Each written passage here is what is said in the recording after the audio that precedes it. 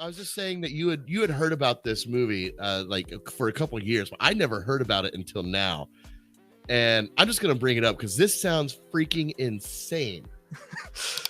Elizabeth Banks to direct Cocaine Bear. Let me read this for you. Deadline reports the official release date for Cocaine Bear will be February 24th, 2023. Ooh, February date. You know how I feel about February dates. February is not too bad. It's usually January that you have to worry about. February is not too bad. Yeah, February's been doing better. While set in Georgia, the film is being shot in Ireland. Okay. That sounds like the reverse of what they would usually do. Right. This Australian flick is going to be shot in the Antarctic. Anyway, the film is being shot in Ireland and is inspired by the true story of Andrew Thornton. Thornton was a narcotics officer turned drug smuggler whose plane crashed in 1985, and a lethal amount of the plane's cargo was ingested by a black bear. Taking its liberties, the movie will follow an oddball assortment of cops, criminals, tourists, and teen covering an Appalachian forest while they encounter the coke up behemoth on a rampage that snowballs out of control. This sounds like the most beautiful thing ever. Oh my god, this sounds great. I love this. This is just wacky enough. This is like just reading this description is how I felt when I first saw the trailer of Everything Everywhere All at Once. Like, it just blew my mind. What did Seth? Now listen, obviously you just tell me what your first thoughts are. Well, we'll just go with that. You know what I genuinely think this movie has the potential to do and be is one of those surprise comedies that comes like out of nowhere that a lot of people like. The two off the top of my head in recent years specifically that I can think of, I don't know if you've ever seen either of them, but there was a movie called Game Night and there was another movie called The Nice Guys. Those were two comedies that just came out of nowhere and everybody loved them. That's the parallel I'm making with Everything Everywhere All at Once. I think that's the same parallel that I'm trying to make. Yeah, right. But like, I think this movie could also be that. Like, it just sounds so stupid, but it sounds like it could also be a lot of fun if it's done right.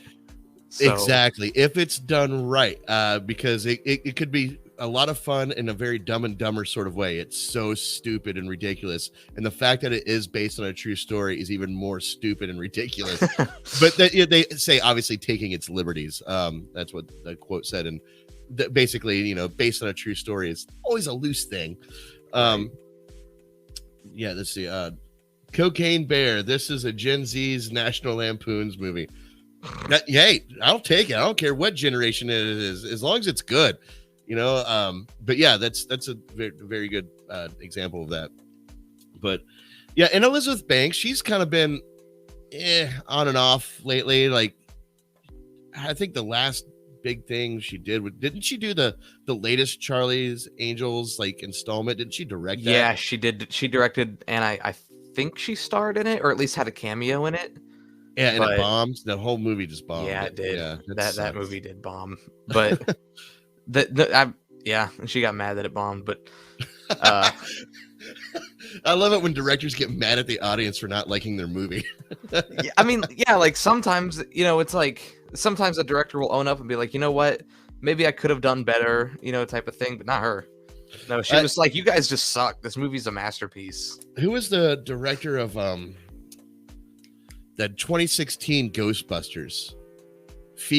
Paul Feig, I think is his name. Paul Feig. Okay, this dude is still salty. Still blames the audience of why that movie wasn't successful. Does not take any blame on his behalf, though. This reminds me of that very recent movie, House of Gucci. Did you hear about that one? I've heard a lot about it. I think it was Ridley Scott who was getting mad at people for not liking it, and that movie kind of falls into that category too. When you start getting mad at people for not liking your movie, that's bad. Listen, I can understand you getting mad for people not going to see your movie. Like, right. You say, hey, like Everything Everywhere All at Once.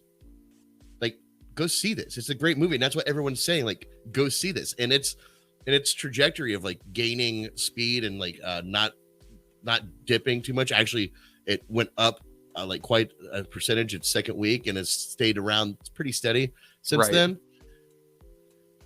But like when people talk about your movie and they talk about how they don't like it, and then you get upset with them, you can't get upset with them about that. In my opinion, that's not something you should. I mean, you can do whatever you want. We live in America, but it's not something that you should get mad at your audience for having a subjective opinion about your movie. So right. Anyway, Elizabeth, enough about what's his name, Feig, but Elizabeth Banks to direct Cocaine Bear. Who yeah, is starring in this movie? Oh, I don't even know if it. I don't know. Come on, fact check your. Hold on, I'm gonna go to IMDb or no, Wikipedia. Wikipedia is closer. I'd say IMDb. Carrie Russell. Never. I don't know who that is. Ray Liotta. I don't know how to pronounce that. Ray Liotta. Yeah. Alden Ehrenreich, who played Han Solo in Solo: A Star Wars Story. Well, good. You'll get a second chance then. O'Shea Jackson Jr. Is that Ice Cube's kid? I don't know. I think it is. All right. Well, Ice Cube. No, it is. Yeah, that's Ice Cube. All right. Well, we got Ice Cube Jr. and Han Solo Jr. Nice. Okay. Alden Ehrenreich was pretty good as Han Solo. Whether you like that movie or not, he captured that character pretty well. I hope he does get to come back someday. I don't know, man. Maybe I have to rewatch it, but like the whole time I'm just like, this isn't my Han Solo. Sorry. Oh, whatever. Is Yogi Bear in the cast list? Yeah, Yogi Bear, man. Hey, boo boo, what's in the picnic basket? Fuck yeah! Is it specifically Dan Aykroyd's Yogi Bear? Because he played Yogi Bear in the Yogi Bear movie from like I don't know. It would be more accurate though to have a coked up Yogi Bear if you're talking about Dan Aykroyd from the 80s.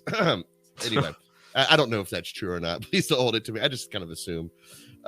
Caleb says, Christ, the reason Ghostbusters bomb is because no one wanted it. It wouldn't have mattered if it had been a good movie we wanted or the original team in some capacity.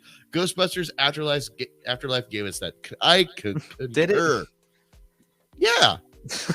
Oh, Seth is all salty over here because he has no nostalgia for Ghostbusters. So that's why I like having him on the team, because no one else will like him because of his opinion. So you know what's funny is that I grew up I still grew up watching Ghostbusters and I still have no nostalgia for it.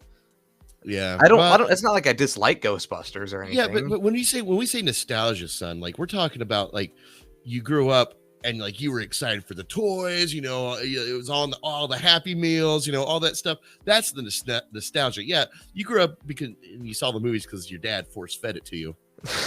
But yeah, no, you're right, Caleb. Like it's not the one we wanted. It wouldn't have mattered. No, listen, I'm not saying it was a bad movie. I actually don't mind the 2016 Ghostbusters. I just wish it wasn't a Ghostbusters movie. In my review for that film, and Seth's heard me. Don't roll your eyes. Listen, you said it last time. Caleb's knew it. Maybe Caleb's never heard me say this, but I will always say it. That was a Scooby-Doo movie. It was wrapped in Ghostbusters flesh. That's my opinion about Ghostbusters. All right. So anyway, Cocaine Bear. That's a thing.